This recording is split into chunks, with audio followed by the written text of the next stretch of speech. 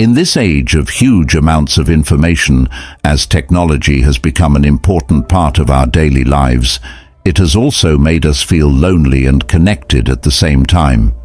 This is an old story, but things have changed a lot since cell phones, the internet, and all the social networks came along. A touch screen lets us talk to tens of thousands of people, but do we really connect with them?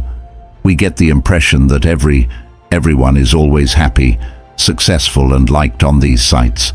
But after every lonely, sad moment, or finally the night is still just me, as I know I'm sad, we can't help but think about the cyclic truth behind those words. In a virtual world full of beautiful pictures, they show an obvious truth. There are a lot of people whose real lives are empty and without friends. A new poll by Yuga found that millennials, people born between the early 1980s and late 1990s, are the most lonely age. The study talked to 200 people in the US who were 18 years or older. The answers were mostly about feeling awkward and having personal worries. 15% of baby boomers and 20% of Gen X said they always feel lonely, but 30% of Gen Y said the same thing. 22% said they don't have any close friends, and 30% said they don't even know who their best friend is. This makes me wonder, does the fact that we don't have real friends say something about who we are as people? The movie for today is the answer you're looking for. We'll talk about 8 things that have to do with not having friends so that you can understand the problem and find real answers. This movie will help us figure out if we're missing these deep connections, and more importantly, it will show us how Stoicism is connected to the fact that we don't have many friends or real interactions these days. Number 1, not being good with people. Every single one of us is different. There are people who shine in groups and people who find peace in being alone. Stoic thought has helped us understand and accept that not having social skills is not a sign of weakness, but a normal part of being human. Stoic thought says that not having good social skills is not a problem, but a chance to get better and grow as a person. Stoicism not only shows us how to accept ourselves as we are, flaws and all, but it also helps us find our own worth and happiness. We don't have to be the life of every party or fit in with everyone. Instead, real power comes from knowing that one's own heart and soul can grow strong happiness and confidence. From the point of view of Stoicism, people tell us to focus on making good ties instead of lots of them. One strong bond, more value can be gained from one deep link than from hundreds of shallow ones. The story of Mike and Anna makes this very clear. Mike suffers from bad communication, and he gets tense when there are a lot of people around, but he has a close friend named Anna that he loves very much. They were sitting in a quiet cafe one day. Katie told Mike that he felt bad about himself because he didn't have as many friends as other people. At the same time, Anna told Mike that their deep connection was worth a lot more than a lot of other shallow connections. Mike starts to change his mind about friendship. After this talk, he realizes that not having good social skills isn't always a bad thing and can actually help you focus on making real connections with other people. Finally, Stoicism tells us that everyone is valuable, no matter how many friends they have or how well they can get along with others. When we learn to love and accept ourselves, we know that the real power is not in taking over the outside world, but in taking over and understanding the inside world. In this crazy world, the key to real freedom that Stoicism seeks is being able to stand on your own 2 feet and not rely on outside approval. Many people find it hard to figure out how to connect with others. Some people naturally do well in social situations and can easily connect with others, while others may have trouble for a variety of reasons. Being awkward around other people can make you feel alone, angry, or even anxious. You can improve your social skills and make real connections with others. Though if you understand, are patient and practice, this book gives you tips and ideas that will help you handle social situations with more confidence, self-acceptance and awareness. It's okay if you're not usually good at getting along with other people. Being self-aware is the first thing that can help you get better. Accept both your skills and weaknesses and be kind to yourself.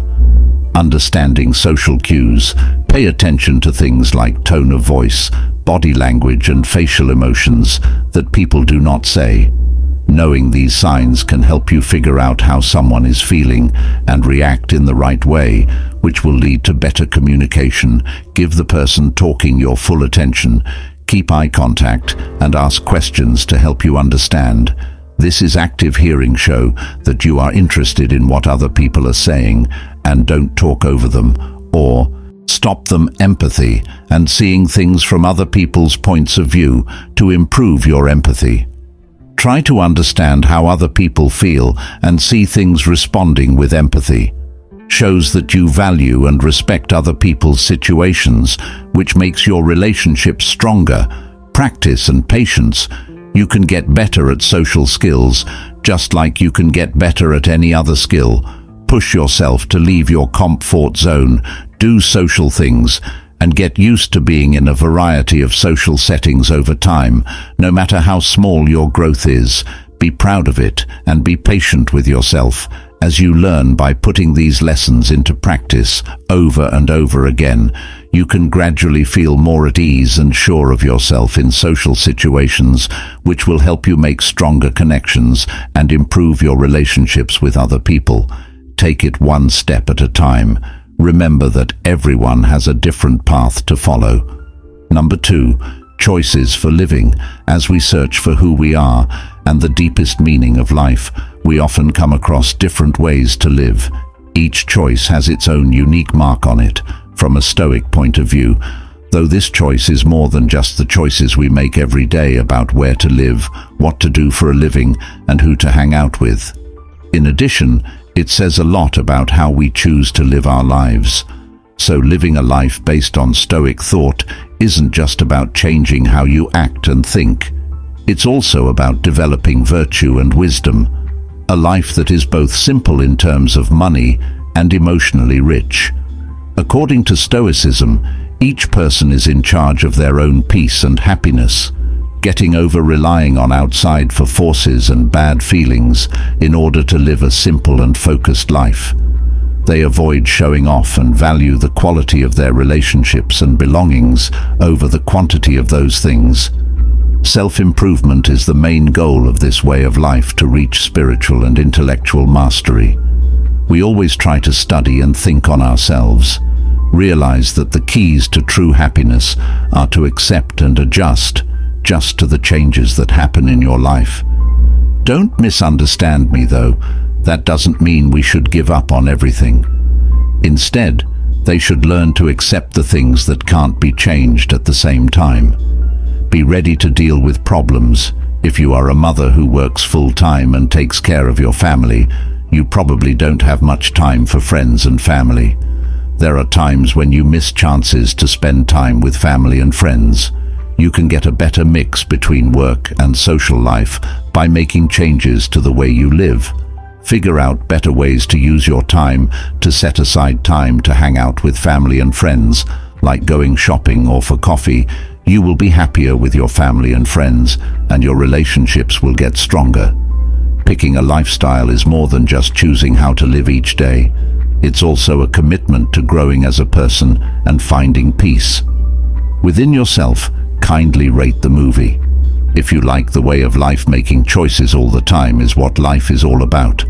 Every decision we make, no matter how small or big, affects our lives.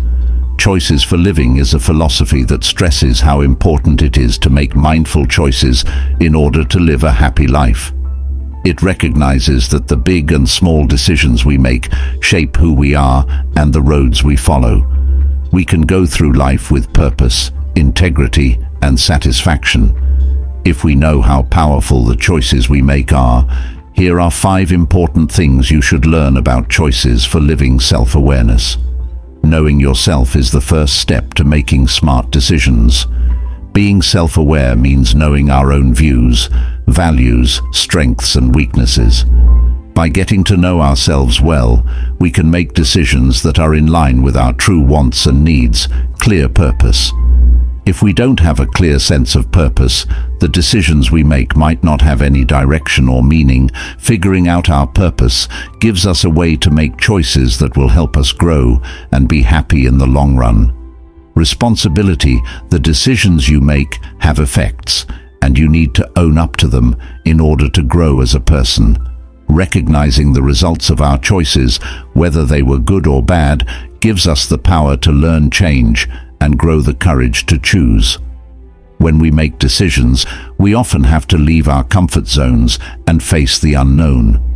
Having the courage to choose means letting go of what makes us feel bad and believing in our ability to handle what we don't know. It takes being strong when things go wrong and a desire to go after what's important to us. Accepting change: life is always changing, so the decisions we make must also change with it. Accepting change means being open to new options and changing our plans when we need to. To make room for growth and change, we need to be able to adapt, be strong, and be ready to let go of what doesn't serve us anymore. The main idea of choices for living is to live our lives with awareness, purpose, and bravery. We can make a life that fits our values, interests, and goals by recognizing the power of our choices. This will lead to more happiness and fulfillment. Number 3, things are changing. There are a lot of unpredictable changes in our lives, from our jobs to our time with other people. Stoicism, on the other hand, has a deep understanding that can help you understand these changes, especially when you've lost a relationship. Change is a part of nature that you can't escape. So find happiness inside yourself, no matter what outside forces are at play. Going through changes, like losing friends, doesn't have to be a bad thing as an alternative. It might be a wake-up call to take care of ourselves and focus us on making and keeping good relationships instead of lots of them. When things in our lives change, we need to get our minds ready to go to places we've never been before. Stoicism tells us to look for community in these new situations. Everything, including the people and the place you live, seems strange and unfair when you move familiar to you, right? To quickly join in to make getting around easier. Start learning about the public transportation system where you live. Take a look around to find stores, bars, and basic services like banks and grocery stores. Take part in activities in your neighborhood to meet new people. Meeting new people at social events and talks is a good way to grow your social network. As time goes on, you get used to the place and feel like you're starting a new life there. This will not only help you make new friends, but it will also help you feel like you fit, which is very important in a world full of change and uncertainty. The Stoic theory tells us to focus on adapting and finding happiness inside ourselves. We can grow as people and keep good relationships by being open to and able to adjust to all changes. Are you ready to make choices that change based on new information? If you're ready, please write something "yes" after to the video's comments area. And before moving on to the next subject, let me tell you about Leo, who works as an accountant at a bank and has a lot going on. Even now, Leo still finds time for both work and family. After he got off work, he spent time enjoying 10 years of marriage. He doesn't work harder, but he does try very hard to improve the quality of both parts of his life, making life more satisfying. You might be very interested and want to know how Leo is able to keep everything in balance. Number 4, changing what's important. Changing your goals is a natural part of life, and it's also a great way to learn more about yourself and grow as a person. People may have big plans for their careers, but family duties may become less important at this time because it is so deep. Stoicism has given us a wise view that inner peace and true happiness are not ends in themselves, but rather partners on the path to finding the deep meaning of life. When we accept that life is always changing, we stop trying to adapt to it. We also stop trying to change ourselves Every choice you make, from putting time and effort into your job to spending time with family and friends, shows what's most important to you right now. Being able to accept and change is important, but we also worry about having a worthwhile life. Do it now. Do we really want to do what's important? Do we spend time with the people and things that make our lives more meaningful by making us think and rethink our priorities? We learn not only how to live a healthy life, but also how to find and keep relationships that are real and important to us. This is the core of a Stoic life, one that is rich not only in material things, but also in soul and spirit. In a world full of distractions and competing priorities, it's very important to be able to figure out what's most important and shift your attention on purpose. Changing what's important isn't just randomly shifting our priorities. It means recognizing how our lives, ideals and goals are changing to help you on this life-changing journey. Here is a short lesson in 5 points examining and thinking about yourself. First, think deeply about your present values and priorities. What makes you go? What do you want to achieve in the future? Check to see if your present focus is in line with these goals, or if it's not. Find your core values. Write down your core ideas. These ideas are what you use to make choices and decide what to do. Figuring out what's important to you can help you make sense of life's challenges. Look at outside influences. Look at the outside things that are affecting your priorities. Do national norms, peer pressure, or social norms tell you what's important to you? Tell the difference between outside forces and what you really want. Accept and value flexibility and adaptability. Think about the fact that goals can change over time. Accept that you may need to reevaluate and change your approach as things change. Things that are important today might not be as important tomorrow. Do something with a purpose. Once you know what's important and have made a conscious choice about your goals, you should act with purpose. Align the things you do and the choices you make every day with your new goal. Remember that change is an ongoing process that needs ongoing work. Change. What's important to you is a journey of self-discovery, reflection, and deliberate action. By becoming more self-aware, figuring out your core values, evaluating outside influences, being open to change, and taking deliberate action, you give yourself the power to create a life that fits your greatest hopes and values. Number 5. Lack of trust after being betrayed by a co-worker at your previous job. You may find yourself in a situation where you find it difficult to trust others. In this scenario, you might make a new acquaintance who is trustworthy and amiable at work. But because of your past, you're hesitant to confide in that co-worker and aren't sure if you should. Fortunately, you arrived here and paused at topic number 5, which deals with trust. I'll give you further insight into how you might see that you need to adjust the way you approach relationships. The question of trust needs to be viewed from both an individual perspective and the larger framework of our interactions with the outside world. Stoic thought stressing, maintaining self-control, and reacting to circumstances logically as opposed to purely emotionally is important.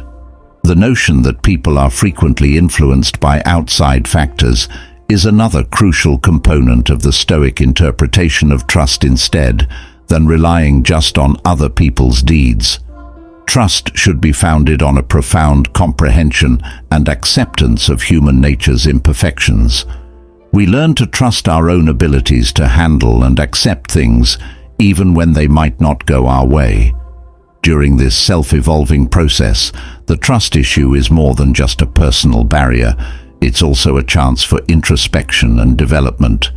This calls for self-awareness and the capacity to modify one's perspective in order to approach uncertainty in a cool, collected manner. The objective is to learn how to accept and wisely handle trust risks rather than to completely avoid them. Thus, by confronting and resolving trust concerns, The problem of trust presents us with a great opportunity to grow in self-awareness and understanding. In addition to enhancing our life skills, we also deeply spiritually grow with the goal of being the best versions of ourselves in a difficult and unstable environment. So how would you respond to the question of whether or not to trust a new colleague? Kindly respond in the provided for comments below. Number 6. Differences, interests, this life. Everyone has their own life, hobbies and thoughts. It's not just a normal part of being human to have different tastes. It's also a chance to learn more about each other and be more tolerant.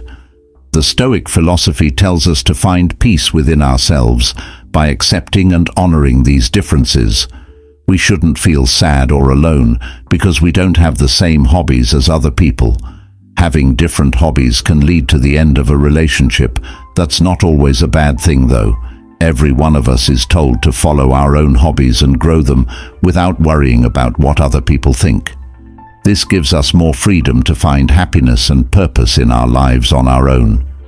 Truly being happy and at peace with ourselves does not depend on getting along with everyone else. We should instead learn to value and honor the differences between people. Everyone has something special to offer and is valuable in their own way. Realizing this helps us not only understand other people better, but it also opens our minds to new things and makes our own life more interesting. You and a close friend may find it hard to connect at first because you both like different things. For example, you might love sports and your friend might love art. You choose to find out more about your friend's love of painting, though at the same time it helps your close friend understand how much you love sports. In this way, you not only learn new things, but you also make chances to share basic values like passion, creativity, and dedication. This will not only make your relationship with your friend better, but it will also help you become friends, even though you have different hobbies. At first, interest differences shouldn't be seen as a huge reason why people can't connect with each other. We should instead see it as an important part of our lives that helps us grow as people and learn more about the world around us. Different hobbies and points of view can lead to curiosity, acceptance, and finally, insight. All of these things are very important to people who live a quiet lifestyle. Number 7. Mental well-being, Stoic ideas. Say that taking care of your mental health is important for keeping your feelings and thoughts in check. It's also the key to finding inner peace in the 7th topic. We will look at the beauty and power of mental health through the view of Stoicism. We will also look at how it can change our lives even when we feel alone or lonely. According to the Stoic theory, mental health can be shown in 4 main ways. First, control yourself and accept yourself. We have no power over anything, not even how many friends we have. We can change how we feel about this situation, though accepting that our mood doesn't depend on how many friends we have will help us feel better mentally. Second, pay attention to the present. It is even more important to not think about the past or the future and just live in the moment. Being in the present moment can help lower stress and improve mental health. Third, knowing yourself. Knowing yourself is a big part of it. Getting to know yourself and what's important to you will help you create and live a more worthwhile life. Fourth, facing challenges means not avoiding them. Instead, you should deal with them and learn from them.